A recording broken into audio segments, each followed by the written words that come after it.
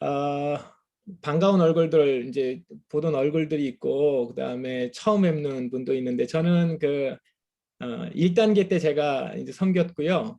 그다음에 강의 이렇게 하고 있습니다. 최연기 목사라고 하고 지금 여기는 이제 서울입니다.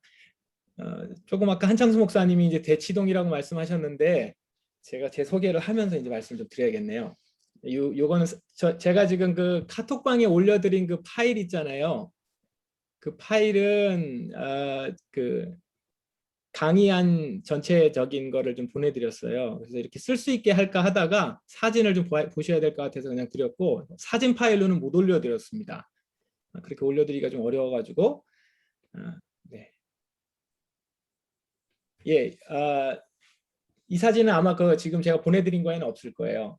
이제 왼쪽에 있는 사진이 제가 작년까지 이제 저희가 사용하던 예배당이었습니다. 이 사진 자체가요. 그 대치동에 있었고요. 강남구 대치동에 있었고 계속 하다가 이제 올해는 저희가 지금 예배당을 옮겼어요. 정확히 말하면 예배당을 옮긴 건 아니고 예배당을 뺐습니다. 그래서 지금은 그 네, 지금은 이렇게 저희가 다른 데 이사를 와가지고 사무실을 구했어요. 사무실을 구하고 코로나 때문에 계속 온라인으로 예배를 드려서 여기는 지금 대치동은 아니고 대치동하고 좀 분위기가 조금 많이 다른 곳입니다. 망우동이라고 중랑구에 있습니다. 예, 강남구에 있다가 이제 중랑구로 올라왔는데 이곳에서 이제 저희 사택이 있고 그 위층에는 온라인으로 이렇게 할 수 있도록 사무실을 좀 마련했고 저희는 좀 계속 온라인으로 예배드리고 있어요. 예배드리고 있고 그다음에 이제 한 달에 한 번 정도는 좀 큰 예배당을 빌려서 저희 교인들하고 같이 모여서 한 번씩 전체가 다 모일 수 있는 공간, 그 퍼센테이지가 있잖아요. 그 교인의 전체의 좌석수의 뭐 20%, 이제 거기에 맞출 수 있는 교회를 찾아서 예배당을 빌려서 오후에 예배를 좀 드리고 있습니다. 대면 예배로. 그렇게 하고 보통 때는 뭐 기도회라든가 모든 것들은 다 여기서 진행을 하고 있고 제가 이곳에 와서 사실은 온라인으로 암송 학교를 섬길 수 있는 그런 상황이 됐어요. 굉장히 잘 됐죠.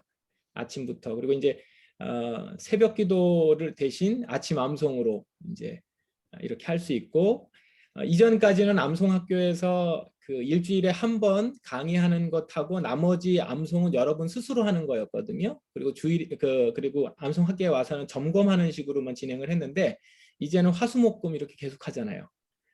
그게 사실은 굉장히 좋은 혜택이에요. 온라인으로 할 때 있어서 혜택이자 저희들한테 굉장히 좋은 시간이고 인도하는 저희들 이렇게 저 같은 목사도 너무 좋은 시간입니다. 그리고 그런 기회가 되어가지고 아이고 옆에 사진이 너무 제 책상이 너무 지저분한 게 다 보이네. 네. 그래서 그 전체적으로 지금 섬길 수 있는 그런 과정 가운데 있습니다. 우리 장로님이 말씀하신 구호 중에 롬파리팔 있죠. 예. 모든 것이 합력하여 선을 이루는 것을 이곳에서도 경험을 하고 있습니다. 어느 상황이든지 저희들은 하나님께서 주시는 은혜 가운데서 매번 새로운 것들을 얻습니다. 지금도 굉장히 예배 드리면서 행복하게 이곳에서 예배 드리고 있습니다. 그래서 누구는 이제 그냥 언뜻 듣기로는 대치동에서 예배당을 해서 4일 예배를 드리고 있다가 예배당을 빼가지고 또 조금 먼 곳으로 올라가서 저쪽 북쪽으로 좀 올라가가지고 이렇게 예배당도 없다고 하니까 조금 안쓰러워하시는 분들이 있는데 뭐 안쓰러워하는 것도 좋죠. 뭐 누구한테 이렇게 긍휼함을 받는 것도 좋으니까 그래서 이렇게 불쌍한 척하고 있습니다. 근데 너무 행복하게 여러분들 만나서 이렇게 볼 수 있어서 너무 좋고 그렇습니다. 오늘은 제가 강의하는 내용이 암송 가정예배 디자인하기라는 그 시간이에요. 이 시간이 여러분 그 가정예배에 관한 내용은 1단계에 있습니다. 여러분 1단계에 있으니까 1단계에서 사실은 들으셔야 되는 내용이고 기본적으로 1단계에서 가정예배를 다 얘기하는 건 아니고요. 거기에 기본적으로 가정예배를 드릴 수 있는 순서라든가 준비되는 내용들은 다 있거든요. 그것들을 여러분들이 참고하시면 좋을 것 같아요. 그리고 여러분 드린 그 바인더 있죠? 바인더 안에 보면 장로님께서 쭉 정리해 놓으신 게 있어요. 그거는 그냥 정리하신 게 아니라 암송 가정 예배를 쭉 하는 가운데서 또 이제 여러 가지 노하우가 그 안에 다 들어있는 거고, 저희도 그렇게 그 순서나 그 원칙이나 그 팁을 가지고 가정 예배를 드렸어요. 그래서 여러분도 그걸 꼭 꼼꼼히 읽어보십시오. 거기 있는 내용 하나도 버릴 게 없습니다. 내용. 그래서 바인더에 보면 가정 예배 순서라든가 준비 이런 게 있어요. 그걸 여러분들 참고하시고, 오늘 그 내용을 할 건 아닙니다. 그 내용이 아니고 2단계이기 때문에 2단계에 맞게 좀 이제 암송 가정 예배를 어느 정도 들으신 분들에게 이제 본인이 들으시면서 집에서 하면서 어려움도 있었을 것이고 고민도 있었을 거 아니에요? 그런 부분들이 여러분의 도움이 될까 드리는 거예요. 아마 오늘 2단계가 처음이신 분들은 약간 조금 어려우실 수 있는, 어렵다기보다는 앞에를 전제하고 얘기를 하기 때문에 그걸 여러분이 좀 감안하고 들으셔야 될 것 같습니다. 제가 1단계를 하신 분들을 중심으로 해서 제가 강의를 좀 사실은 합니다. 오늘 아침에 여러분들 모닝 암송 참석하신 분들 질문을 한 분이 하셨어요. 안식일에 대한 부분을 질문을 하셨고, 그 부분에 대해서 우리 한창수 목사님 거의 사이다 답변을 하셨죠. 그래서 속 시원하다 뭐 이렇게 얘기를 하셨지만, 사실 거기에 대해서 여러분들이 그렇구나 라고 하면서 그냥 가시기에는 참 어려운 점이 있어요. 왜냐하면 내가 열심히 섬겨가지고 힘들었던 거 아니에요? 이게 무슨 질문이었냐면, 주일에 이제 너무 힘들다는 거죠. 몸이 고단하고 안식일을 거룩히 지키고 쉬어야 되는데 너무 고단한데 이거 어떻게 해야 되냐, 이제 이런 질문이었습니다. 나중에 한번 보세요. 근데 거기에 대해서 이제 한창석 목사님 너무 지혜롭게 그리고 정확하게 사실 답변을 해주셨습니다. 굉장히 중요한 부분입니다. 그리고 거기서부터 근간이 이루어져요. 우리의 그 예배의 모든 그리스도인의 삶의 모든 패턴이 거기서 사실 나오는데, 근데 문제는 뭐냐면, 그러면 이제 그러면 목사님 말씀대로 이제 일 안 해야겠다. 그러고 딱 하시면 어떨 것 같으세요? 교회가? 이게 또 안 돌아가잖아요. 열심히 하신 만큼 그 자리를 빠지면 누군가 거기를 채워야 되는데 그게 안 된단 말이에요, 사실은. 그러니까 이게 사실 구조적인 문제예요. 구조적인 문제이기 때문에 교회의 구조 문제입니다. 그래서 주일학교가 크게 있고 모든 교회들이 있는데, 대부분 교회들이 가지고 있는 어려움들이 뭐냐면 주일학교 교사가 부족하다는 거. 이건 거의 성경적 진리예요. 어느 교회나 주일학교 선생님은 부족하고 어느 교회나 봉사할 사람은 부족해요. 그 이유가 뭐냐면 교회가 커서 그렇습니다. 교회는 크지만 거기에서 사실 헌신할 수 있는 사람은 한계가 있기 때문에. 그래서 여러분, 작은 교회를 가셔서 하시면 이제 해결이 되는데 그것도 어려운 문제겠죠. 그래서 사실은 그런 전반적으로 암송한다라고 하는 것들은 여러분들의 삶을 굉장히 많은 부분들을 바꾸게 해주고, 그 바꾸는 가운데서 삶의 새로운 활력, 그러니까 원래 주님이 우리에게 주시려고 하는 활력을 얻을 수 있습니다.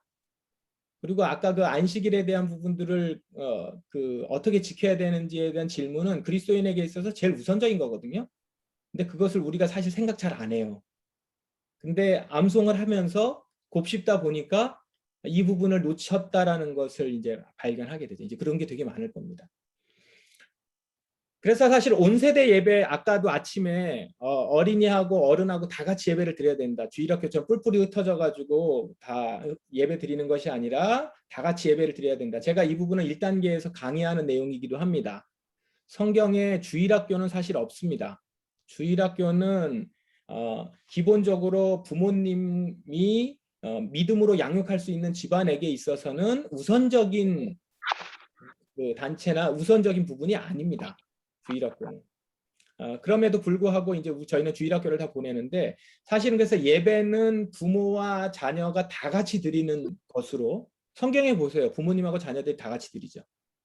그래서 그게 저희 교회도 그래서 온세대 예배를 드리거든요. 온세대 예배를 드리는데, 온세대 예배가 가능하려면 평상시에 아이들이, 지금 아이들이라고 하면 미취학 아이들인데, 미취학 아이들이, 자녀들이 예배에 훈련이 되어 있고 자세를 가져야지만, 그 자세가 갖춰져야지만 주일에 왔을 때 온세대 예배가 가능해요. 예, 저를 보세요. 우리 아기들을 보시고 웃지 마시고 저를 보세요. 예. 지금 우리 아이들이 있으면 많이 이렇게 분산이 되는데, 아니면 괜찮습니다. 농담하려고 한 거고. 그래서 가정 예배의 부분에 있어서 그 부분이 잘 준비가 되어야지만 같이 주일에 예배를 드릴 때 있어서 가능해요. 그래서 저희 교회도 온세대 예배를 드려요. 저희는 주일에 한 번 예배를 드리는데 전체 아이들하고 전체가 다 같이 예배를 드리거든요. 그 예배를 드릴 때 있어서 새로운 가정들, 예를 들어서 가정 예배가 아직 되지 않았던 가정들이 오면 딱 티가 나요. 아이들이 그 시간을 어쩔 줄을 몰라 하고 부모들은 그 아이 잡으러 다니느라고 막 그러고 있어요. 근데 이제 그러다가 우리 교회에서 가정 예배를 훈련을 한 3개월, 4개월, 5개월 이렇게 하다 보면 나중에 예배를 쭉 드리게 되죠. 저희가 1시간 반 정도 예배 드리거든요. 그 시간에 예배를 다 같이 드려요. 물론 설교는 따로 합니다. 설교만. 예, 그렇게 해서 예배를 같이 드리는 그런 환경을 가지고 있어요. 그래서 오늘 그 부분을 얘기를 좀 드릴 텐데 집에서 여러분들이 암송 가정 예배를 드리는 데 있어서 필요한 부분들 팁을 좀 말씀을 드리려고 하는 거예요. 참고하시라는 겁니다. 예배는 어떤 시간이에요? 여러분 자녀들에게 예배 어떻게 얘기합니까? 지금은 이제 예배 드리는 시간이야 라고 하면서 어떤 일들을 하시죠? 조용히 해. 이렇게 한단 말이에요. 그러니까 예배 드리는 시간은 조용히 하는 시간. 이렇게 많이 돼 있어요. 그러니까 그렇게 여러분들도 그렇게 정의를 하니까 자녀들에게 어떻게 하죠? 조용히 할 수 있도록 입을 막죠. 그죠? 그래서 과자를 주고 간식을 주고 음료수를 주고 이렇게 합니다. 그래서 어떤 분들 보면 예배를 딱 오면 곧바로 뭐부터 하냐면은 가방을 열어서 성경책을 꺼내는 것이 아니라 아이들 주스를 꺼내거나 과자를 꺼내서 그걸 입에 넣어줍니다. 그래야 애가 안 떠드니까. 그럼 애들은 의뢰에 딱 앉으면 뭐부터 찾냐면 이제 이거부터 찾는 거예요. 이 자동으로 돼 있어요. 그럼 이제 엄마들이 이렇게 얘기합니다. 목사님, 애들이 맨날 교회 오면은 간식 달라고 해요. 그 간식 처음에 누가 줬죠? 예, 부모님이 줬거든요. 그러니까 간식을 줄 수도 있고요. 뭐 다른 것들을 해가지고 이 아이의 관심을 바꿀 수 있는데 기본적으로 우리가 가지고 있는 기본적인 처음의 생각은 예배는 조용히 하는 시간이 아니라 하나님을 만나는 시간, 경험하는 시간이라는 거죠. 그 생각을 가지고 자녀들에게 예배를 가르치려고 하면 여러 가지가 달라질 수 있습니다. 우선 첫 번째, 엄마가 기도하는 시간, 말씀을 보는 시간, 찬양하는 시간은 아이가 그 엄마에게 엄마를 방해하지 않는다. 동시에 자녀들도 똑같이 한다. 이런 것들이 몸으로 보여주면 됩니다. 그러니까 여러분들이 기도하고 있는데 아이들이 이렇게 잡으면은 눈 뜨잖아요. 심지어는 이제 아이들하고 이렇게 웃고 한단 말이에요. 그렇게 하면 아이들에게 있어서 기도하는 모습을 보여줄 수가 없어요. 그럼 그 기도하는 모습을 보여주지 못하면 기도를 배울 수가 없습니다. 그래서 그 시간은 하나님과의 관계 시간은 누구도 뺏을 수 없다는 것을 부모가 보여줄 필요가 있습니다. 제가 그 1단계 때 이 단어를 많이 썼습니다. 단호함이라는 단어를 썼는데 단호함이라고 하는 단어는 무섭다, 엄격하다라는 단어가 아니고 그 일에 맞게 온전히 행한다라고 하는 의미가 강합니다. 그 모습을 보여주실 필요가 있어요. 그런 것들을 생각을 하시면서 그럼 우리 자녀에게도 하나님을 만날 수 있게 만드는 시간, 하나님을 경험하게 하는 시간으로 가야 된다라는 거죠. 어린아이들을 용납하고 내게 오는 것을 금하지 말라 천국이 이런 사람의 것이니라. 이 말씀 여러분 어떻게 보십니까? 예수님에게 어른들이 가서 말씀 좀 들으려고 했어요. 그랬더니 아이들이 옆에 오니까 방해되잖아요. 그래서 어떻게 한 거죠? 저리 가라고 막 한 거예요. 지금은 저희는 그렇게는 안 하지만 어떻게 하죠? 부모들 예배 드리기 위해서 그래서 이제 다른 주일학교를 보내는 거예요. 근데 그 첫 번째 목적이 뭐예요? 사실은 부모들 예배 잘 드리게 하려고 사실 그러는 거거든요. 제가 너무 폄하했나요? 제가 그 안식년 기간이 1년간 가졌어요. 개척하기 전에. 그 기간 동안 제가 매 주일마다 그 유명하다고 하는 교회들 다 찾아가고 그리고 다른 종교도 가봤습니다. 천주교도 가보고 교단, 뭐 성공회도 가보고 이렇게 해서 예배를 어떻게 드리나 예배를 다 참석을 했는데 어느 교회를 갔더니 그 교회가 말씀이 굉장히 좋은 교회예요. 제가 지금 어떤 교회 얘기하면 딱 아시는 교회고 여기 다니시는 분들 계실 수 있는데 그 교회를 갔는데 제가 30분 일찍 갔어요. 근데 거기는 역시 확실히 좋은 교회이긴 해요. 안내를 30분 전부터 쓰더라고요. 그리고서 저희를 못 들어가게 해요. 아이들은 주일학교를 보내야 된다는 거예요. 여기는 조용히 말씀을 이분이 강의하시는 분이라서 말씀을 강의하기 때문에 어른들이 들어야 되니까. 그래서 우리 아이들은 예배가 훈련 그때 1학년이었어요. 초등학교 1학년 유치원이었는데 우리 아이들은 암송 예배 훈련이 돼서 괜찮아요. 조용히 할 겁니다. 예배 드려요라고 했는데 절대 안 된다고 그래요. 그래서 저희 3층 가서 드렸어요. 그것도 아이들은 저 뒤에서 거기는 안내가 없어가지고 글로 들어간 거거든요. 근데 제가 굉장히 많은 생각을 하게 됐어요. 과연 예배라는 것이 지금 우리가 이 예배를 누구를 위해서 드리는 것이고 그 다음에 주님이 이 모습을 어떻게 보실까라고 하는. 그래서 그러고서 보니까 이 마태복음 19장 13절이 새롭게 보여요. 어린아이들을 용납하고 내게 오는 것을 금하지 말라. 천국이 이런 사람의 것이니라 라고 해요. 천국이 이런 사람의 것인데 그 천국 잔치의 말씀의 메인에 우리는 우리의 자녀들을 놓지 않는 경우가 많다라는 것이죠. 어린이 영성이라고 하는 말 들어보셨어요? 아마 교회를 열심히 많이 다니신 분들은 들어보셨을 겁니다. 영성이라는 말을 들어보셨을 건데 어린이 영성이라는 말을 많이 들어보셨을지는 잘 모르겠습니다. 물론 하는데 이 어린이 영성이라는 말을 학문적으로 쓴 건 얼마 되지 않아요. 일단 영성이라는 단어는 학문적으로 잘 맞지 않습니다. 지성이라든가 감성이라든가 이런 표현을 쓰지 영성이라는 말은 잘 안 써요. 근데 이게 최근에 어린이 영성이라는 말과 영성이라는 말이 학문적으로 연구되기 시작했습니다. 한 그 종교학 학자가 논문을 쓰면서 프로젝트를 진행했습니다. 4,000명의 성인들에게 질문을 했어요. 이게 지금 그냥 일반 논문입니다. 일반 논문이고 자신의 삶이 어떤 초월적인 힘에 의해 영향을 받고 있다고 느꼈던 경험이 있는가라고 질문을 했습니다. 4,000명입니다. 거기에 응답자의 15%, 600명이에요. 15%면 굉장히 많죠. 600명의 성인들이 유아기라고 하는 것은 아주 어렸을 때, 그러니까 막 이제 그 어린이 때가 생각나는 아이들, 생각나는 그때까지 갔을 때 종교적 경험을 인지했다라는 거예요. 그 종교적 경험이라는 게 뭐냐면 죽음, 보이지 않지만 신, 탄생, 죄책감, 뭐 이런 거죠. 제가 이 내용을 우리 부모 교육 모임에서 한번 다 질문을 해봤어요. 어릴 때 혹시 기억이 있는가? 그랬더니 누군가 무슨 기억이 있고 여러 가지 얘기를 해요. 어떤 분은 그 책에 이런 내용이 있어요. 이 프로젝트에 대해 소개했던 책에서 그런 내용이 있습니다. 아이가 개미를 보면서 이 개미는 나랑 많이 다르다라는 걸 느꼈다는 거예요. 그 어릴 때. 4살인가 5살 때. 그럼 얘에게는 이 개미에게는 나와 같이 생각할 수 있는 게 있을까라는 생각을 한번 불현듯이 했다는 게 어른이 돼서 생각이 났다라는 거죠. 그럼 잘 보세요. 지금 초월적인 어떤 힘이나 어떤 종교적인 경험들을 우리 아이들이 인지하고 있죠. 여러분도 그랬을 거예요. 한번 쭉 생각해 보세요. 있었을 겁니다. 그러니까 생각이 안 나는 것뿐이지.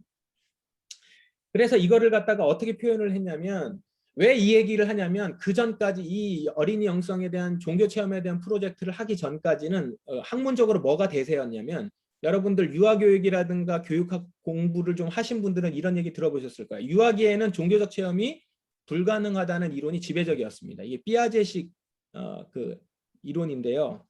이제 인지 발달론자들에게서는 이 얘기를 분명히 해요. 종교적 체험은 어린이 시절은 불가능하다라는 거예요. 그게 좀 커서 추상적 사고가 가능한 시기에 된다라는 것이 기본적인 가지고 있었던 학문 이론이었는데 주류 학문이었는데 이제 이것을 가지고 진행을 한 거죠. 과연 그럼 정말 없는가?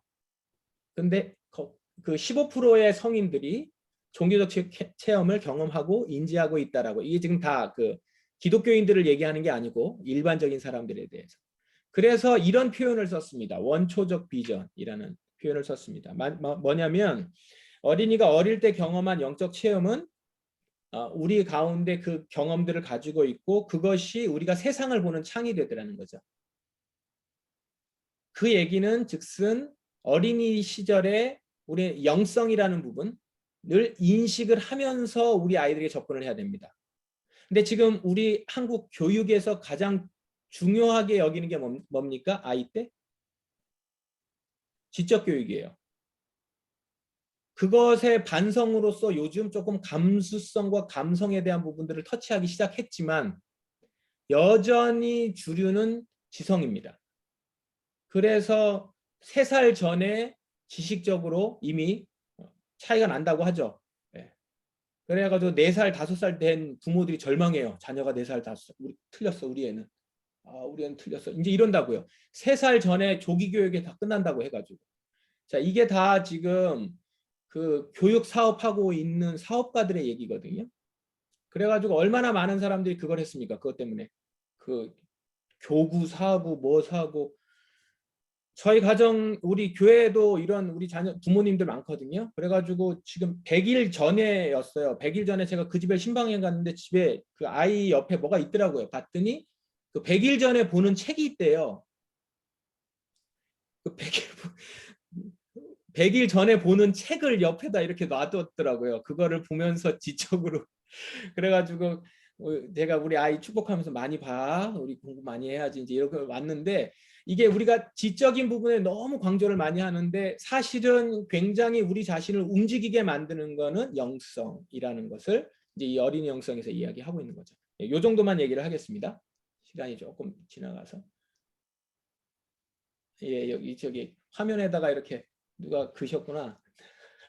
네, 그래서 이 어린아이들을 용납하고 내게 오는 것을 금하지 말라라고 하는 말을 새롭게 보게 됩니다. 사실은 이 본문에 주님께서 말씀하신 것이 아이들의 영성이 있다는 거죠. 그 천국이 이 아이들 가운데 이미 있어요. 종교 체험이 가능하고 그 마음 가운데 하나님이 있고. 그래서 여러분 우리 아이들이 엄마들이 하나님 얘기하면 아이들이 잘 믿잖아요. 그 믿는 게 무식해서나 순진해서 우리는 믿는 거라고 생각하는 경우가 많아요. 근데 잘 보세요. 아이들을 잘 보시면 아이들은 어른들하고 비교했을 때 이 세상에 있는 여러 지식들로 우리들이 이미 덮여 있지 않아요. 그래서 어떤 의미에서 아까 조금 아까 얘기했던 원초적 비전과 같은 얘기에 연결해서 보시면 아이들은 주님을 맞이하거나 주님의 말씀을 듣는 데 있어서 깨끗한 통로로 듣기 훨씬 좋은 그런 모습이라는 거죠. 그런 측면에서 보시면 어린아이들을 용납하고 내게 오는 걸 금하지 말라. 왜? 천국을 볼 수 있고 천국이 이런 사람의 것이니까. 이미 주님께서 이 말씀에서 영성을 얘기하셨죠. 그래서 여러분보다 저희 같은 어른들보다 자녀들의 영성이 훨씬 더 맑고 주님을 받아들이기에 훨씬 더 좋은 상황이라는 겁니다. 그리고 그런 아이들, 그래서 이제 경험하실 텐데 암송 가정 예배를 드리잖아요.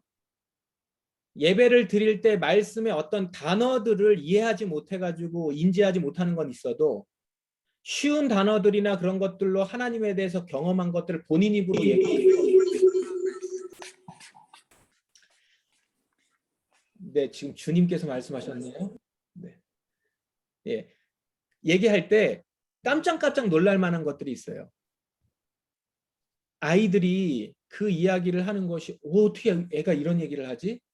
이런 얘기들을 할 수 있는 말씀에 대한 어떤 통찰이라든가 자기도 그 얘기를 했는지 몰라. 그러면서 지나가지만 그런 것이라든가 그리고 실질적으로 아이들을 보면 주님을 보는 것 같아요.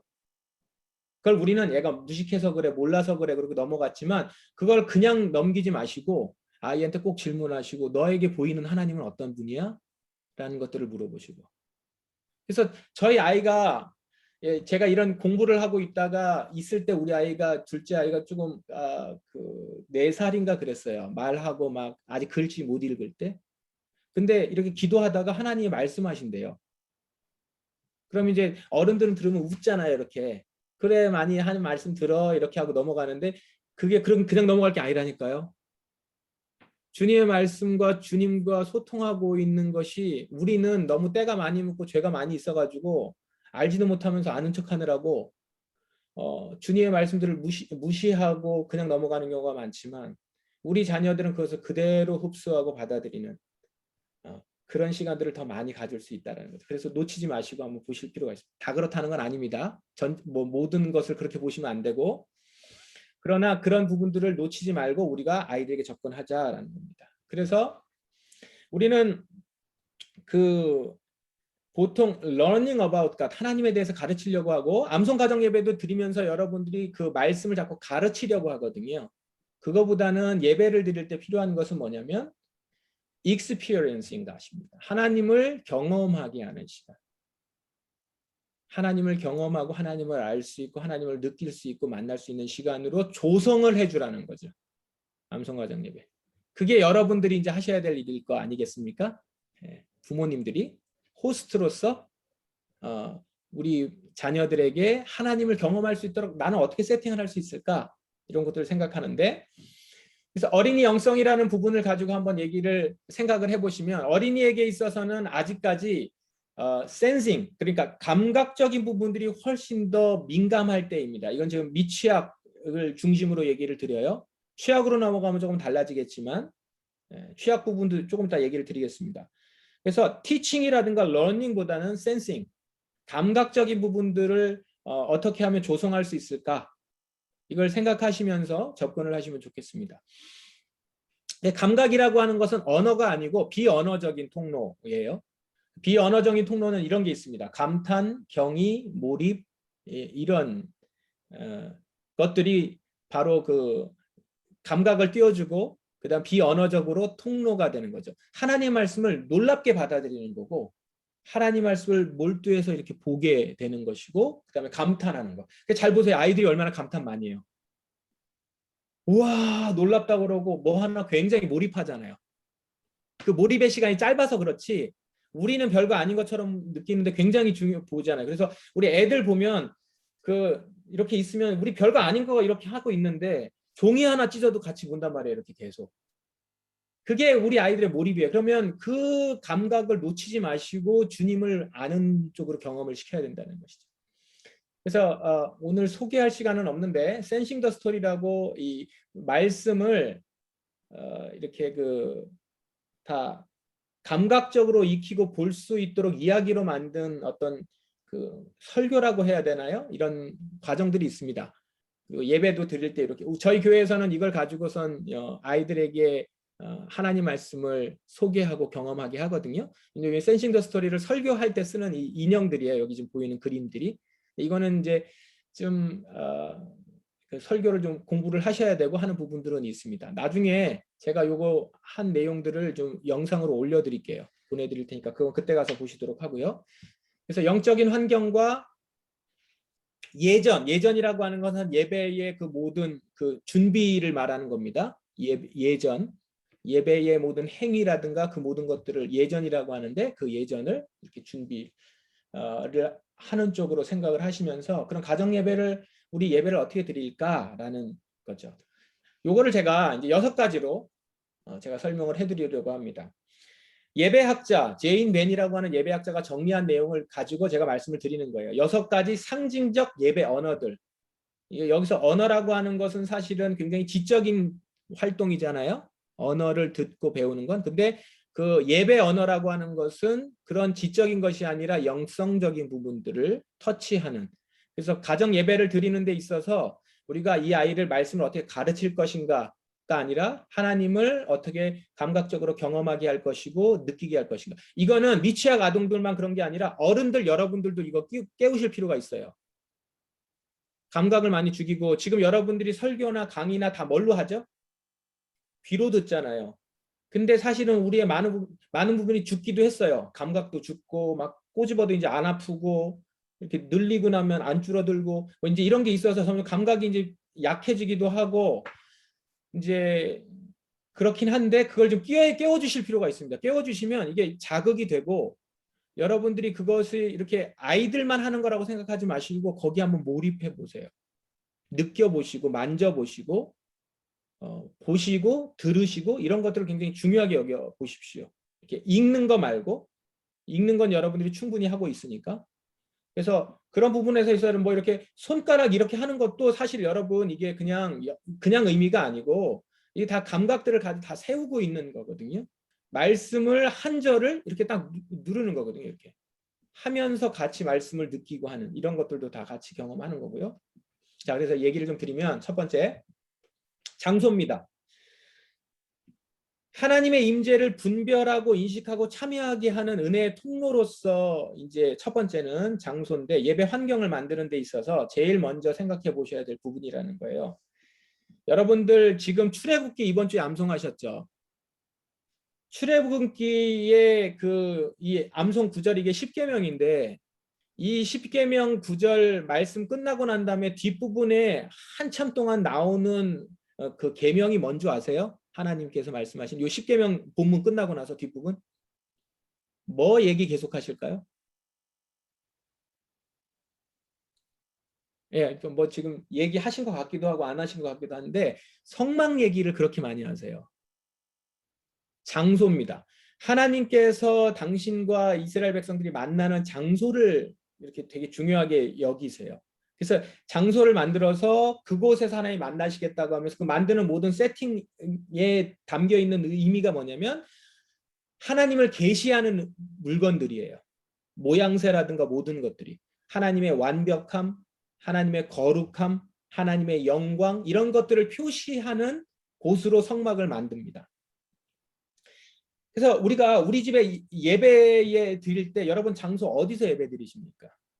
가정 예배 드리는 환경이 어떠세요? 장소가. 그걸 한번 생각해 보실 필요가 있어요. 여러분 집 구하실 때 이사 가셔서 집 구하실 때 제일 생각하시는 게 어떤 것들이세요? TV 어디다 놓고 침대 어디다 놓고 어떻게 할까 하죠. 혹시 이거 생각해 보신 분 있으세요? 예배를 어디서 드리지? 가정 예배 드리셔야 되잖아요.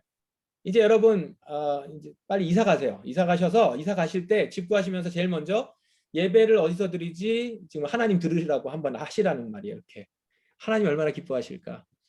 자 무슨 얘기냐면 저 옆에 지금 보여드리는 이 사진이 저희 예전 교회예요. 예전 교회가 예배당만 이렇게 크게 있었고 이렇게 로비가 있거나 그렇지 않아요. 그 지하였거든요. 그러다 보니까 이제 주일에 예배를 드리러 오면 저희가 주일학교가 따로 있는 게 아니니까 이제 앞에서 예배를 준비하면서 찬양 연습을 하잖아요. 그러니까 이제 아이들이 들어왔을 때 찬양 연습을 하느라고 약간 좀 시끌시끌해요. 그걸 더 미리 했어야 되는데 이제 그게 잘 안 되니까. 그럼 아이들이 들어와가지고 뒤에는 아이들도 있고 부모님들도 있고 앞엔 찬양 연습을 하고 하니까 아이들이 되게 신나죠. 그러니까 오자마자 뛰어다니기 시작해요. 또 우린 또 계단이에요. 소리 나는 계단. 그러니까 쿵쿵거리고 애들 막 정신이 없는데 그러다 보니까 이 예배 장소하고 바깥하고 별 구분이 안 되는 거죠. 그래서 텐트를 하나 갖다 놨어요. 이 성막이에요. 말하자면 예배 텐트, 기도 텐트인데 들어오자마자 여기서 기도하도록. 그래서 여기는 기도하는 곳이에요. 여기 텐트에 들어가 노는 게 아니고 여기 기도하러만 들어가야 돼. 기도하고 싶으면 들어가면 돼요. 그 옆에 이제 여기는 청소년인데, 아이고 청소년인데 얘도 저기 뭐야 드리고 싶다고 기도하고 싶다고 여기 들어가가 여기 들어가면 기도가 잘 된다나 이래가지고 좀 여기 들어가 있는 건데 네 그래서 구분을 하는 겁니다. 우리가 그 이런 얘기 들어보셨을 거예요. 거룩한 거하고 거룩하지 않은 것은 없다. 성과 속을 구분하지 말자. 어느 곳에서든지 다 하나님의 거룩함이 있다. 이렇게 얘기를 하는데 그러다 보니까 우리는 모든 것을 주님이 만드신 것으로 거룩하게 보기보다는 모든 것이 세속화돼 버렸어요. 그래서 어디나 너무 불편하지 않게. 예전 같은 경우는 좀 우리나라가 유교적인 사회여가지고 그리고 되게 구분을 엄격하게 했죠. 제가 어릴 때 교회 다닐 때만 해도 이 제가 다니던 교단에서 강대상 위에는 그 목사님 외에는 못 올라갔거든요. 그리고 올라가려고 하면 기도하고 올라가야 됐고 그다음에 신발 신고 절대 못 올라가고. 근데 지금 요즘은 강대상 같은 경우 그런 거 다 없애죠. 막 이렇게 치우기도 하고 그 위에서 찬양 타임에 올라가서 하기도 하고 공연을 하기도 하고 그런 거는 뭐 괜찮습니다. 예배당에서의 모습이 꼭 거기만 거룩한 건 아닌데 자녀들하고 예배 드릴 때 있어서 제일 먼저는 그것이 모든 것이 하나님의 것이고 모든 것이 거룩한 곳이라는 것을 하나님을 만날 수 있는 곳이라는 걸 얘기하기에 앞서서 거룩한 것과 거룩하지 않은 것을 구분할 수 있어야 되죠. 이해가 되세요? 그래야 거룩함을 알고 모든 것 가운데서 하나님을 만나는 것들을 느낄 수 있겠죠. 그래서 저희 교회는 좀 엄격하게 이것을 하려고 노력을 하는 거죠. 예배 드릴 때의 시간, 장소, 그래야 거기에 맞춰서 태도도 나와요. 행동도 나오고. 그래서 그런 것들을 준비해서 여러분들 예배 드릴 때, 가정 예배 드릴 때 뭐 따로 장소를 구할 수 있으면 제일 좋지만 우리 여건들이 대부분 그렇게 안 되니까 예배 드릴 때에 세팅할 수 있는 장소, 그 장소를 준비하고 이런 것들은 필요하다라는 겁니다. 한번 생각해 보시면 왼쪽에 있는 그림은 저희 그 가정 중에 교회 가정 중에 집을 지은 가정이 있어요. 시골에 농장을 하는데 근데 저희가 이 교육을 하고 이 예배에 대한 얘기를 했더니 예배 장소를 따로 정했어요. 다락 쪽에다. 그래서 저기 올라가서 예배를 드리고 저기는 저렇게 세팅을 해놓습니다. 그래서 이제 올라가자라고 하면 예배 드리러 가는 그런 거예요. 그럼 우리 자녀들이 어릴 적부터 이런 경험들을 하는 거죠. 나에게 있어서 어느 공간에 앉으면 그곳에서는 예배드리고 하나님을 만나는 거. 이걸 느끼게 하고 그 안에서 주님을 만나게 하는 것들을 경험시켜 주라는 거죠. 이 옆에는 저희 가정 그 사진인데 이제 뒤에 가서 얘기할 겁니다. 예배 드릴 때 항상 초를 켜놓고요. 그 다음에 그 제대를 깝니다. 제대 이렇게 수트를 깔아놓고 그 앞에서 이제 암송 책자라든가 그 암송 가정 예배 순서지 같은 걸 놓고 예배를 드릴 수 있도록 세팅을 해요.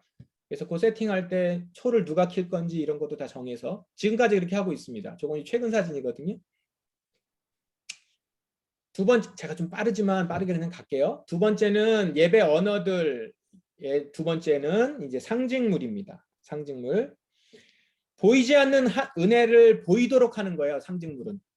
우리 천주교가 이 부분을 굉장히 잘합니다. 가톨릭이 이 상징물을 굉장히 잘 사용하는데 이 가톨릭이 가지고 있었던 여러 가지 폐해가 있었기 때문에 종교개혁을 일으켰던 개신교는 이런 상징물 같은 것들을 많이 없앴어요. 그래서 그 청교도적 신앙을 가지고 있거나 개혁주의 신앙을 가지고 있는 분들은 이 상징물을 굉장히 힘들어하기도 하고 어려워하기도 하죠. 그래서 어떤 교회 가면 어떤 교단에는 십자가가 없는 교단도 있습니다. 십자가 자체도 잘못하면 우상이 될 수 있어서. 그렇죠? 그래서 초 키는 거 이런 거 별로 안 좋아하죠. 예. 근데 자녀들에게 있어서 하나님을 경험하게 하는 데 있어서 상징물은 굉장히 중요합니다. 잘 생각해 보시면 성찬은 상징물이에요. 예수님이 이걸 사용하셨어요. 떡을 먹으면서 잔을 받으면서 예수님의 피가 내 몸에 들어온다는 걸 느끼게 하셨고 내가 이 떡을 먹으면서 예수님의 몸이 내 안에 들어온다는 걸 경험하게 하셨거든요. 그래서 그것 자체가 예수님의 몸은 아니지만 예수님의 몸을 상징하는 것으로 느끼게 하는 하나님을 경험하게 하는 거죠. 자, 이런 상징물들을 우리 자녀들하고 예배 드릴 때 사용하는 게 참 좋다는 거죠. 옆에 있는 거는 지금 저게 그 대림절 때 쓰는 초예요. 제가 이게 성탄절 가까이 오면 제가 이거 설명을 하는데 오늘은 그냥 스킵하겠습니다만 성탄절 여러분 트리가요 원래는 굉장히 중요한 기독교적 상징물입니다. 여러분들 거기에 이렇게 산타클로스하고 같이 결합해 가지고서 여러 가지 일들 하지 마시고 하나님의 말씀에 예배를 드리는 상징물, 대림절 상징물이라고 보시면 돼요. 이 성탄절 트리들이. 그리고 이렇게 대림환을 만들고 초를 5개 켜고 이런 것들이 매주 주님의 오심을 기다리면서 성탄절까지 가는 그런 거거든요. 그렇게 하나하나 만들어 놓으면서 이 상징물을 통해서 이건 예수님을 의미하는 거야 라고 예수님의 어떤 부분을 의미하는 거야 라고 이렇게 설명해주고 같이 느낄 수 있게 하는 예배 세팅을 그렇게 하면 좋다는 거죠. 초라든가 배너라든가 아니면 십자가 여러분 그 세족식 할 때 대야에 물을 떠가지고 그거를 이렇게 발을 닦는 것도 우리의 몸을 깨끗하게 해주신 그리고 정결하게 한다라는 의미의 상징이 담기죠. 그런 것들을 다 사용해 보시면 좋다는 겁니다. 이거는 저희가 이제 저희들만 가서 그냥 예배드리라고 안 하고 이제 우리 교인들에게 같이 가가지고 가정 예배 드리는 거를 같이 해요. 제가 신방 가가지고 가정 예배 드리는 걸 같이 예배를 드리고 그래서 예배 처음 드리시는 분들한테 가서 하거든요. 신방 예배를 드리는데 이거는 여러분들 지금 출애굽기 20장 1절 21절 지금 암송하면서 첫 번째 하나님 이 모든 말씀으로 말씀하여 이르시되 나는 너를 애굽 땅 종되었던 집에서 인도하여는 내 하나님 여호와니라. 이 부분을 제가 교회에서 설교했었어요. 같이 아이들하고. 근데 아이들한테 이 말씀이 그냥 넘어갈 수 있잖아요. 근데 이 말씀이 뭐냐면 애굽 땅 종되었던 집에서 인도하여낸 내 하나님 여호와니라. 이게 뭐가 있었죠? 유월절이 있었죠. 그래서 그 유월절에 대한 부분들을 해본 거예요. 근데 보니까 유월절도 그 위에 어린 양의 피를 바르면 죽음이 거길 넘어가거든요. 그래서 패스 오버된 거예요. 내가 거기서 살아났다는 거죠. 제가 이 사진은 이거 하나 보여드렸는데 옆에서 텐트를 쳤어요. 작은 텐트를 가져가서 그런 다음에 그 안에 들어가서 아이들을 들어가게 한 다음에 밖에서 죽음이 너를 기다린다 이렇게 이제 하면서 간 다음에 근데 저거를 붙여놨어요. 그걸 보고선 지금 피가 있어서 나는 그냥 넘어간다 이러고서 가는 거예요. 아이들이 저 텐트에 들어갔다가 나와서 예수님의 피가 이렇게 강력하구나. 주님이 나를 정말 살려주셨구나. 표현이 이래요. 죽을 것 같았다는 거예요. 텐트에 들어가는데 죽을 것 같더래요. 예.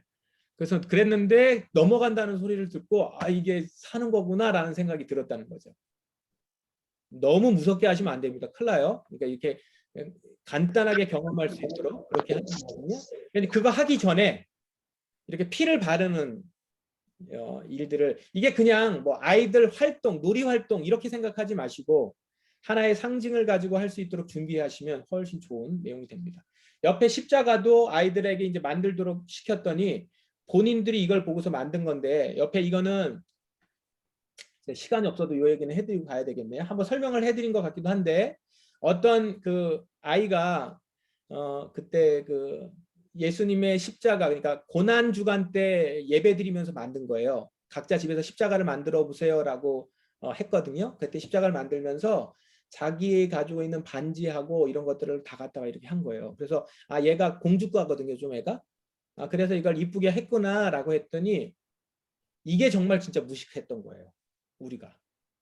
이쁘게 했구나. 정말 이쁘다 그랬더니 그게 아니라 예수님 그 십자가 사진들을 봤더니 발가벗고 계시더라는 거예요. 맨발로, 손으로. 그래서 이제는 하늘나라 가실 때 제가 드리는 반지를 끼시고 그리고 드리는 이 꽃신을 신고 그리고 가세요라고 하면서 놓은 거예요. 그러니까 아이들만의 하나님 앞에서 주님께 대한 고백이죠. 저 이거 처음에 봤을 때 엄청 울었어요. 이거 보고. 내가 너무 이제 부끄러운 거예요. 주님 앞에서 가지고 있는 내 모습이 너무 부끄럽고 그다음에 우리 자녀 아이들이 가지고 있는 이 영성이 얼마나 깊은지 이런 것들을 보게 됐었던 거예요. 근데 아이들에게 이런 거 시키면 다 자기들만의 십자가의 고백들을 해요. 상징을 가지고. 이거는 이제 그 말씀이 어찌 단지요 꿀송이보다 더 단이다 라고 하는 말씀을 어떻게 할까 하다가 또띠아를 만들어 가지고 다이소에 가가지고 책자 모양의 박스를 사가지고 넣고 집에서 구워가지고 먹도록 이렇게 해보는 이게 다 경험하게 하는 상징들을 이제 경험을 하는 거죠. 이러면 가정예배가 되게 큽니다. 요거는 이 사진은 저희 가정 사진인데 이번 사순절 시작할 때 제2수요일이라고 있습니다. 그때 우리가 죄인인 것을 고백하면서 잿가루를 이렇게 뿌리는 거. 이게 그 천주교에서 많이 한다고 생각하시는데 그렇게 생각하지 마시고 상징적으로 예배를 드리기 전에 하면서 내가 죄인인 걸 고백하고 그리고 로마서 3장 23절, 24절, 갈라디아서 2장 20절 암송하고 이렇게 하면서 내가 죄인인 걸 고백하는 시간 이런 것들을 경험해. 지금도 합니다. 저희들. 여러분들 해보세요. 이렇게 몸에다가 손을 대고 하면서 내가 죄인인 걸 느끼기도 하고 신앙 고백을 담아서 하게 됐을 때 여기에 담기는 상징으로 인해서 주님을 이렇게 받아들이게 되는 경험들을 좀 하게 됩니다. 세 번째는 몸의 사용. 이것도 연결이 되어 있습니다. 장소, 상징물, 몸의 사용이라는 부분들도 함께 다 연결이 되는데 여러분들 예배 드릴 때 태도가 참 중요합니다. 물론 이 태도를 막 아무렇게나 하는 아이들도 있지만 여러분들이라도 태도를 올곧게 가지시고 예배 드릴 때 저희 같은 경우는 기도할 때는 항상 무릎을 꿇고 기도하도록 그렇게 하거든요. 그러고 보시면 예배 드릴 때 손을 든다거나 기도할 때 손을 모으고서 고개를 숙이거나 이런 행동들도 다 우리가 드리는 행동의 태도들을 만들어가는 거거든요. 그걸 통해서 내가 하나님을 경외한다, 하나님께 예배 드린다, 하나님을 찬양한다라는 거죠. 그런 상징들을 담아서 몸을 사용하는 거죠. 그래서 기도하는 모습들도 보여주시고 기도도 같이 할 수 있도록 하고 이제 여기에 보면 제가 가정예배 순서지에도 나와 있는데 보면 부모들, 아빠나 엄마가 자녀들을 머리에 손을 얹고 축복기도 해두도록 그렇게 하는 것들입니다. 그렇게 하면서 부모님은 자녀를 축복하고 하나님의 말씀으로 축복할 수 있고 그 경험들을 느낄 수 있게 하는 거죠. 몸을 가지고. 그래서 꼭 눈을 감고 손을 모으고 무릎 꿇고 이런 것들. 옆에 사진은 부모를 공경하라. 내 부모를 공경하라 라고 했을 때 우리 한창수 목사님도 보여주셨는데 절을 하는 부모를 공경하는 모습들을 몸으로 할 수 있도록. 이게 왜 하냐면요. 여러분들 아이들이 낯선 사람이나 처음 보는 어른들 보고서 인사를 하기를 되게 어려워해요. 그런 분들 아이들이 많잖아요. 쑥스러워하고. 그 왜 쑥스러워할까요? 몸이 쑥스러운 거예요. 몸이. 그러니까 그냥 이 몸을 고개를 숙여서 인사하는 걸 익숙하게 하는 것이 되지 않으면 이게 큰다고 자동스럽게 자연이 되는 게 아닙니다. 몸이 이렇게 움직일 수 있게 만들고 몸으로 경배할 수 있게 만들고 그러면 나중에 가면은 생각이 그렇게 안 되더라도 몸이 움직여서 생각을 가져갑니다. 그래서 어느 경우에는 내가 기도할 마음이 없다가도 이렇게 무릎을 딱 꿇고선 엎드리는 순간 주님께 기도하는 마음으로 바뀌기도 하고, 그죠? 어떤 그런 나의 몸이 가지고 있는 습관과 태도가 내가 주님을 향하여 나아갈 수 있는 통로로 만들어 주거든요. 그것을 우리 자녀들에게 만들어줄 수 있는 일들을 많이 하시란 말입니다. 그래서 조금 커가지고서 애들한테 아빠가 너 이렇게 축복해줄게 이러고 손 넣으면 아빠 왜 그래요? 막 이제 어색해 막 이런단 말이죠. 왜요? 이런 걸 안 해보면 그래요. 자녀들과 부모가 같이. 그래서 가정예배 처음 드릴 때 힘든 게 왜 그러냐면 어색해서 그래요. 몸이 어색한 거예요. 몸이 거기에 따라서 이렇게 하는 게 되게 어색한 거죠. 자, 그래서 이건 이제 우리 자녀들 사진들 그냥 보여드리는 거고요. 여러분의 자녀들도 잘 하시는 분들 계실 거예요. 저희 교회에서는 암송 가정 예배 드리는 부분들에 좀 어떻게 드려야 되는지 모른다고 해서 순서지를 매주 보내주고 있어요. 보내주고 뒤에는 이렇게 만들어 가지고 그 주에 드렸던 설교 내용들을 가지고 정리해서 이렇게 행동할 수 있고 활동할 수 있는 것들을 매주 이렇게 드립니다. 드리면서 이걸로 같이 저희도 하고 아이들도 하고 이렇게 하고 있습니다. 제가 이거 나중에 다 보내드릴게요. 예, 사진 안 찍으셔도 됩니다. 보내드릴게요. 시간이라 제가 한 5분만 더 할게요. 5분만. 빨리 한다고 했는데 5분만 더 하겠습니다. 상징적인 예배 언어들의 시간 부분이 있습니다. 시간 부분이 참 중요한데요.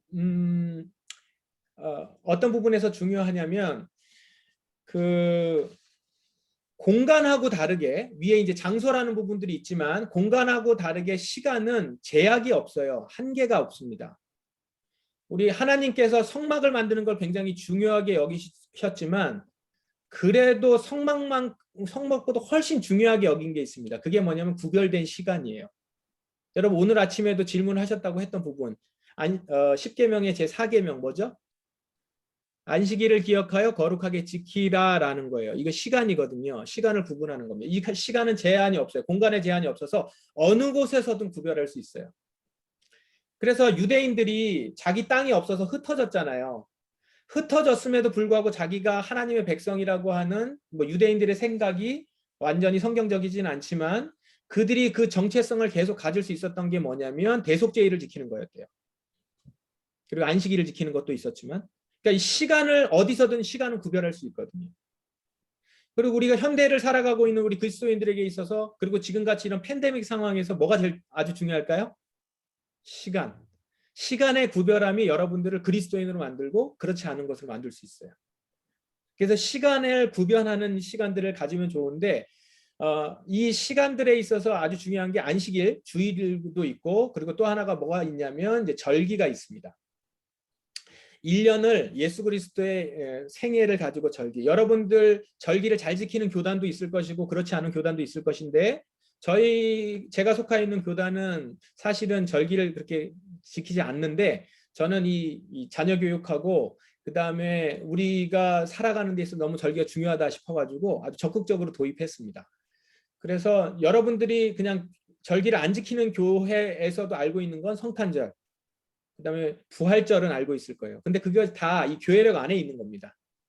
그래서 이 시간들을 구별해서 이 시간은 주님께 어떤 예배를 집중적으로 예배를 드리고 말씀을 보는 시간 이런 것들을 구분하는 거죠.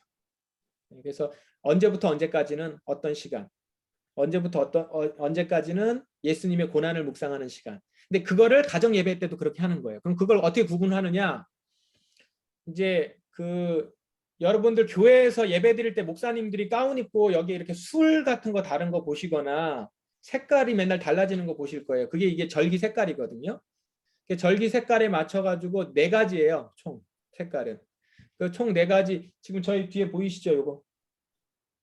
이것도 제대거든요. 예배 때도 저걸 놓지만 가정 예배 때도 놓는 거예요. 그래서 보라색 같은 경우는 대림절이라든가 사순절 기간에 깔고, 흰색은 부활절에 깔고, 녹색은 절기가 아닐 때 깔고, 빨간색은 고난주간, 그리고 성령 강림절 때 합니다. 그렇게 이렇게 깔아놓고 그냥 깔면서 예배 드리는 게 아니라 이걸 소개하는 거죠. 하나님이, 부모님이. 성경에 보시면 절기 소개하는 구절들이 있어요.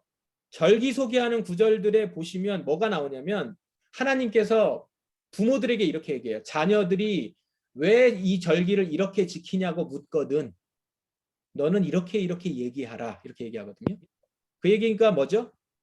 이 시간을 구분하는 이 절기를 하나님은 부모에게 자녀들을 교육하는 시간으로 삼으라는 거예요. 그래서 절기 시간을 구별하면서 지키면서 예수 그리스도를 자연스럽게 소개하고 하나님의 은혜를 소개하고 말씀을 소개하는 시간을 갖는 거죠. 그래서 옆에 사진 보시면 우리 어떤 가정에서 절기 때 예배 제 단을 깔고 이렇게 합니다. 제가 이거를 지난번 테필린 강의할 때, 새테필린 과정 강의할 때 이제 소개를 했다가 그때가 대림절이었어요. 그래서 제가 이거를 이렇게 했더니 이거 구할 수 없냐고 그래가지고 이거 동대문 가가지고선 천대 가지고 이거 다 나누느라고, 동대문이 아니구나, 고속터미널 가가지고, 예. 그래서 한 20가정 30가정 이거 했었어요. 다음에도 한번 필요하신 분들을 위해서 제가 할 계획은 있는데 지금은 아니고 그때 말씀 좀 드리겠습니다. 이제 마무리를 좀 하는 방향으로 하겠습니다. 네, 이렇게 해서 예배 때 이제 종료주일 때 여기에 맞춰서 이런 약간 연극식으로 퍼포먼스도 같이 곁들여서 이제 경험할 수 있도록 저희는 절기 때 구분해서 하는 거예요. 옆에 사진은 이 여리고성 무너지는 사진이에요. 이거는 저희가 그때 아마 그 암송 예배 때였나요? 아니면 암송 예배구나. 2단계에 가면 여호수아 6장에 있어요. 성주일을 매일 한 번씩 돌 때 6동안 돌아라라고 하는 거 암송하면서 저희들이 예배 드렸었거든요.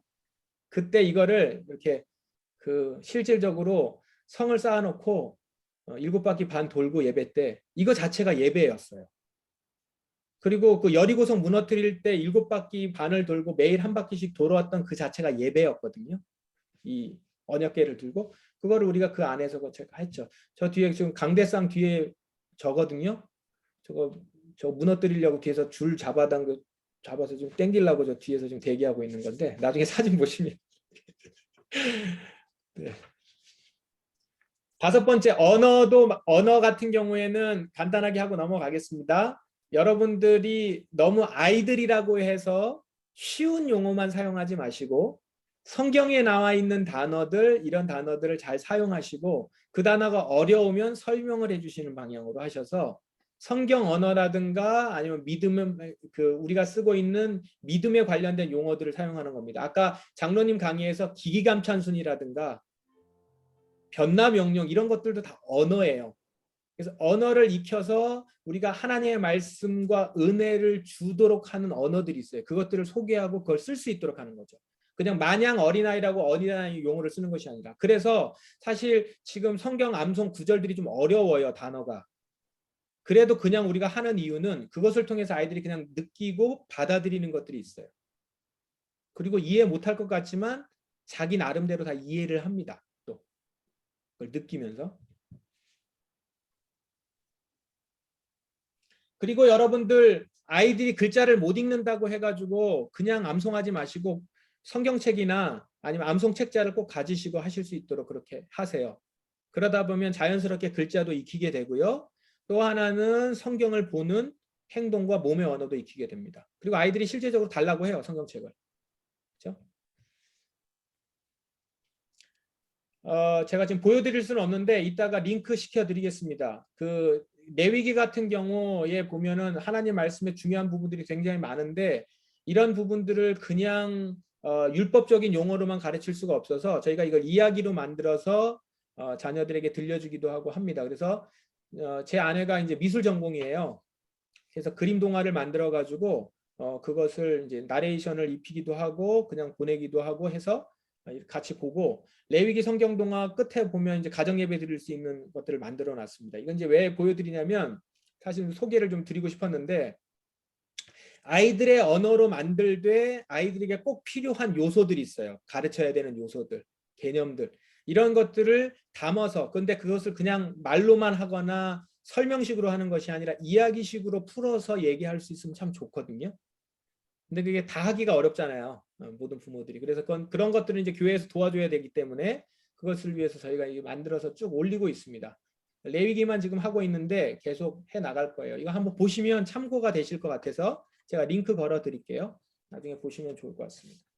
참고적으로 나레이션은 성경 동화 구연 강사분께서 해주셨는데, 이 강의 듣다가 이 얘기 듣고 보고 제가 좀 돕고 싶습니다. 그래가지고 나레이션 입혀서 새롭게 지금 다시 업데이트를 하고 그랬습니다.